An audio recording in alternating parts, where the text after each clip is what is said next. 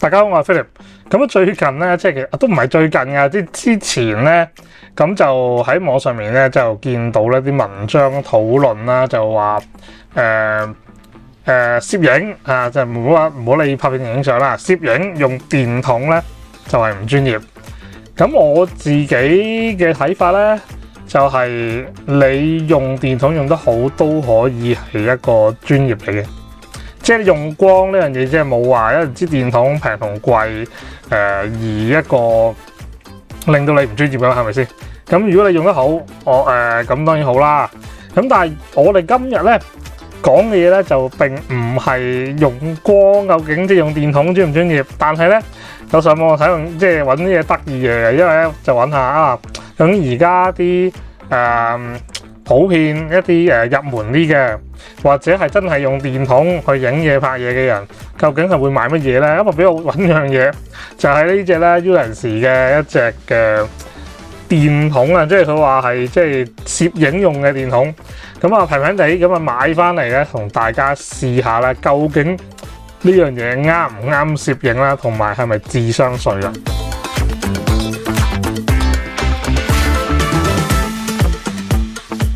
咁開始片之前咧嘅 like subscribe channel 啦，有咩意見下面留言俾我嘅。咁對於依件產品啦，對於我嘅影片啦，又或者對於咧你自己嘅問題又好啦，乜都好啦，下面一齊傾下，一齊留言，一齊支持我啊！咁一齊戰勝呢個 YouTube 嘅演算法。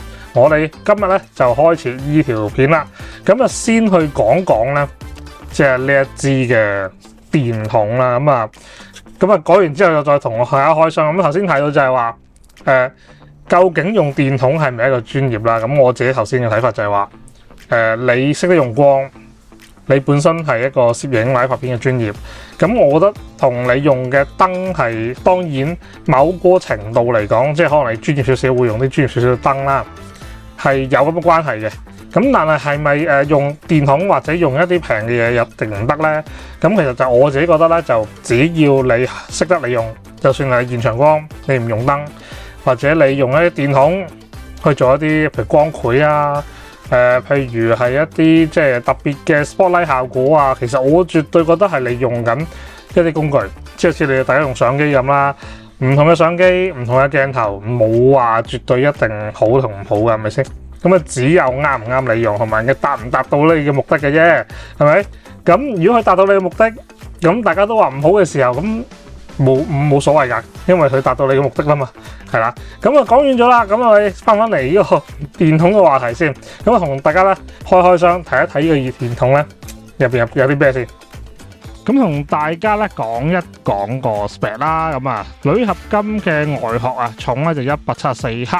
CRI 咧就佢寫係90以上，咁啊其實都幾籠統嘅。咁啊另外 power 就5火啦，即係咁另外電咧就係來自一粒2000 mAh 嘅電池，咁啊 Type C 嘅充電啦，咁啊插電時間咧就150分鐘嘅。咁同大家係咁依開箱睇下呢支電筒仔咧有啲乜嘢喺入邊啦。咁本身一向都係咁嘅包裝啊，即係有陣時啲嘢都係即係經濟實惠啦，本身都唔會太花巧嘅包裝，但係都叫做有彩盒。咁啊見到係啲乜嘢？咁啊 LM07啊，咁啊打開，咁呢包咧係咩嚟嘅咧？睇下先嚇。因為其實咧我收到之後咧，我 check 過打開過咧有嘢咧，我就閂翻埋啦，咁就都冇睇過入邊有啲咩。一條掛繩掛電筒嗰啲。咁啊，另外一條 USB-C to A 嘅，咁啊應該係充電線啦。咁啊入邊個主體啦，主體係支電筒。咁啊圓碌碌一支電筒啊掛，呢個掛繩，呢個應該係螺絲位嚟嘅。呢個應該係螺絲位啦，呢個掛繩啦。咁一個係應該係充電啦，係啦，充電位啦。咁啊，校 K 數、校光暗開關，咁啊 Ulanzi 嘅 logo。咁啊有個大家見到啦，佢有個3粒嘅膽啦，透鏡，咁就係集中個光嘅。係啦，咁啊睇下仲有咩先。咁都叫做咧有本說明書啦，咁應該都係嗰啲嘢噶啦，即係因為啲電筒應該就冇乜複雜嘢嘅。咁另外咧就同一般你買啲電筒唔同啦，咁呢個咧就應該係出面嗰圖嗰個柔光罩嚟嘅。哎呀，暴力啊！暴力開啊！暴力開係，哇！成個杯咁嘅佢，係硬身嘅。我開頭以為呢個係即係直膠嗰啲啊，但係佢呢個係硬身嘅，係啊，硬身嘅一個柔光罩、柔光杯，係咯，大家係咯。我睇下說明書講佢係咩名先，我睇下先。佢係，但我睇翻中文先。我有勁喎，有日文嘅喎。有日文嘅說明書喎，犀利啊！國際化，國際化。好嗱，叫柔光罩啊！佢呢個係叫柔光罩嘅。頭先講啦 ，A 啦，跟住電筒啦，掛手繩啦，說明書啦。咁3個 K 數，咁就係2000啦、5500啦同8000蚊，會同大家試下嗰個色溫得唔得嘅。咁啊，不如就開完箱啊，同大家去試下個 K 數，究竟一支咁平嘅電筒仔究竟係如何啦？咁頭先講過啦，佢就係2000 mAh 嘅電池啦，咁佢咧就係150分鐘可以插滿啦。咁其實佢可以用到幾耐咧？咁佢寫咧 normal mode 咧就係80分鐘嘅，咁 Ultra 模式咧就會短時間嘅就去咗55分鐘嘅啫。咁另外啦，佢電量咧就會喺個掣度顯示啦。如果100% 到50% 咧就綠色，跟住係橙色啦、紅色啦，直到咧慢慢閃紅燈咧就嚟冇電啦。咁大家會睇到咧，其實佢前面咧係可以做嗰個 zoom 嘅個光速啦，可以就當一個 spotlight 啦。咁亦都係咧打出嚟啲影係硬嘅。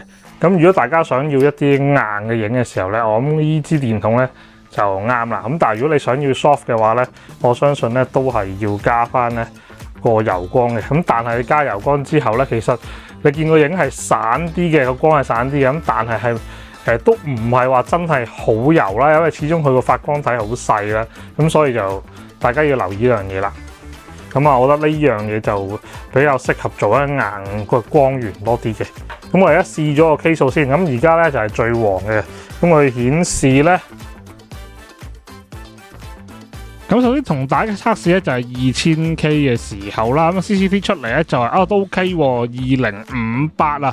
咁流明值咧就係846.9啊 ，TLC 咧就82.7啦，咁啊唔算好高。咁啊，但係咧其實 CLI 都高嘅，但係就而家咧其實都唔係好睇 CLI 噶啦。咁始終我哋咧即係如果你講攝影咧 ，TLC 咧已經係好基本嘅一個標準嚟噶啦。咁但係咧都俾大家睇下咧 CLI 個表現係點啦。咁啊紅色咧就比較少咗少少，咁但係其他咧暫時嚟睇咧都表現都正常嘅。咁但係其實咧呢個電筒咧，即係其實好多電筒都係啦，都會有偏色嘅情況啦。所以特別同大家測試下咧，究竟佢偏色偏成點樣啦？咁其實咧佢嘅 CCT 咧都 OK 啦。咁但係咧大家會睇到咧偏洋紅係偏到咧超級多嘅。咁大家所以要注意啦。咁但係冇乜辦法解決咧。咁即係頭先同大家試咧就係有偏洋紅啦。咁但係其實如果係機身校正之後咧，咁其實呢個就係喺機身個威巴路校正咗出嚟之後出嚟嘅畫面嚟。咁大家你覺得咧校正完之後咧 O 唔 OK 啦？咁其實咧就係我一陣都同大家分享少少啦。咁但係其實就係最主要呢支電筒如果偏色或者燈光偏色嘅話咧，最緊要咧都係夾燈嘅啫。所以大家留意翻咧，顯色性就還顯色性啊！呢個偏色還偏色係兩個問題嚟嘅，咁兩個問題要分開處理嘅。咁另外一樣嘢咧就係咧，佢3隻色咧係因為唔同位置三粒燈珠啦，咁所以大家留意翻咧，嗰個燈個光嘅位置係會唔同咗嘅。咁我而家試咗係啦呢個先，應該呢個係 daylight 嚟嘅，咁啊個光係 daylight 嚟嘅。咁跟住到 5500K 嘅設定啦，咁啊 CCT 出嚟咧就5821啦，咁啊流明值喺2052，TLCI 咧上翻去啦，就98.2嘅 ，CLI 就96.5啦。咁但係咧，大家會見到咧支燈咧好似係有啲偏色嘅，咁我哋得於就再測試埋呢個偏色嘅情況啦。咁第一樣嘢咧就係咧，即係個 K 數會多咗即係300K 啦。咁另外咧喺偏陽紅嗰度咧，你大家會見到偏少少咧，就冇2000K 嘅時候咁誇張嘅。咁但係咧呢個嘅偏色程度咧，其實都係可以校正啦。咁都係視乎翻你需唔需要夾燈呢個問題嘅。咁跟住咧就同大家試咗8000K 嘅設定時候啦，咁啊 CCT 就8214啦，流明值就係2010啊 ，TLCI 咧都係98.3都 OK 嘅，咁但係咧都係一樣嘢啦，究竟咧除咗嗰個 CCT 偏咗200K 啦，即係叫做少少之外咧，其實都唔嚴重嘅，少少嘅啫，咁但係都要睇翻咧究竟個偏色嘅情況係點樣嘅。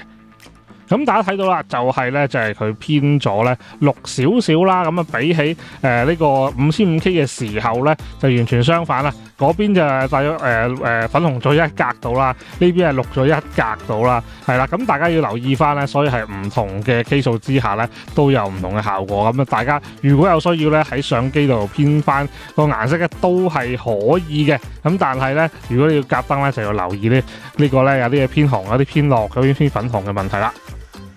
咁不如就俾個參考俾大家啦。咁究竟咧，即係一個嘅即係 iPhone 嘅即係光度啦，咁同一個即係依個電筒嘅光度啊，差距有幾遠咧？咁大家即係可以睇一睇咧，就係譬如攞部 iPhone 12 Pro Max 嘅 LED 開咧，就係流明值係16.60嘅。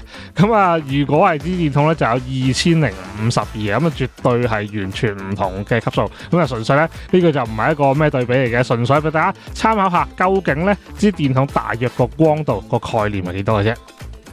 咁仲有一樣嘢啦，咁佢有一個 Ultra Mode 啦，究竟會光咗幾多啦？咁俾大家參考翻嘅。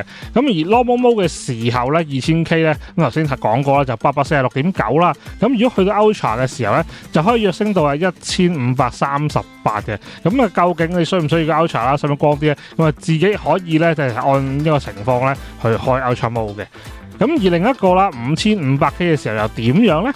咁佢 set 翻5500K嘅時候咧，喺 Normal Mode 咧就頭先講啦，2052。咁而去到 Ultra Mode 嘅時候咧，可以達到咧2959嘅，係咪足足多咗3成幾啊？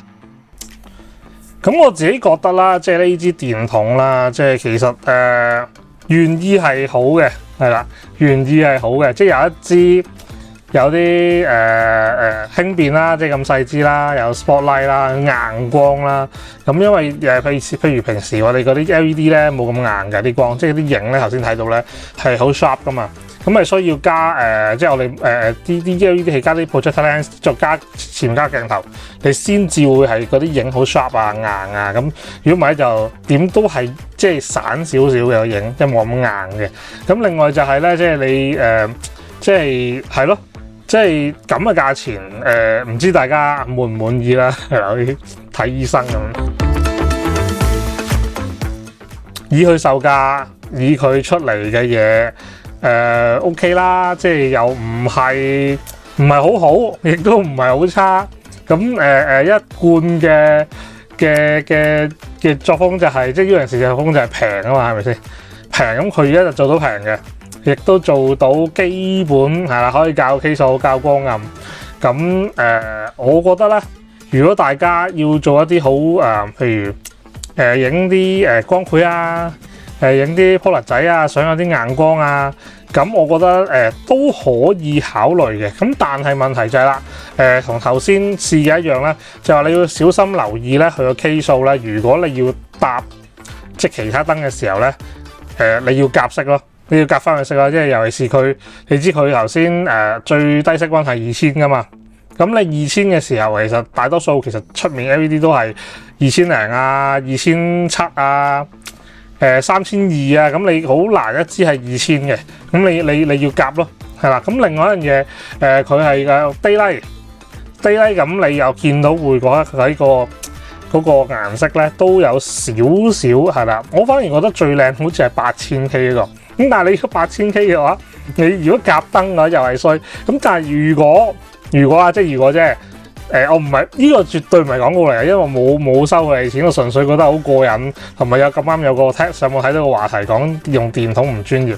咁如果你真係買幾支，或者你用一支嘅啫，咁你用8000K 用5500K，你影你自己需要嘅嘢係啦，好似頭先所講，你自己係純粹係你自己需要嘅，咁我覺得 OK 啦，係咯，你唔使夾燈。咁但係如果你話要夾燈用嘅，咁就要留意翻佢嘅色溫啦。咁啊，顯色性嚟講就OK 啦，即係咁嘅分數比我想象中好嘅，講真，比我想象中好嘅。咁但係你會見到咧，頭先見到試燈嘅時候咧，佢嗰個邊緣咧，大家要留意㗎，即係好多燈都係落咗一啲尤其電筒啦，即係落咗一啲鏡片去修正嘅時候咧，嗰啲邊緣會變色嘅。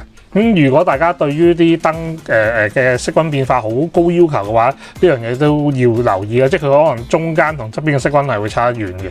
咁同埋，如果你問我啊，會唔會變垃圾咧？都唔會嘅，因為我自己係以前我有支 Type C 嘅充電嘅電筒嘅，我係送咗俾人啦。咁因為我翻鄉下，跟住大家都覺得好用喎，充電喎，咁啊送俾人啦。咁我而家揸電筒嘅，所以呢支我當電筒用都 OK 嘅。但唔知大家會唔會玩開電筒都可以下面留言傾下。但我好多年冇買過電筒啦。即係我好唔熟嘅呢啲嘢，即係啦。咁但係你話即係可以當下電筒啊，或者當下自己影下啲即係得意嘢啊，咁都 OK 嘅。咁啊冇所謂嘅，咁平係咪先？咁啊大家希望中意條片啦，即係講啲少少嘅攝影產品啦，得意嘅產品啦。咁希望即係呢個新嘅環節大家中意啦。咁希望之後簡單快拍多啲一啲簡單少少嘅product片俾大家睇下，純粹去知道啦，而家市場搞緊乜鬼。咁啊，今日講住咁多先，我哋下次再同大家試更加多新奇嘅嘢啦。我哋下次再見，拜拜。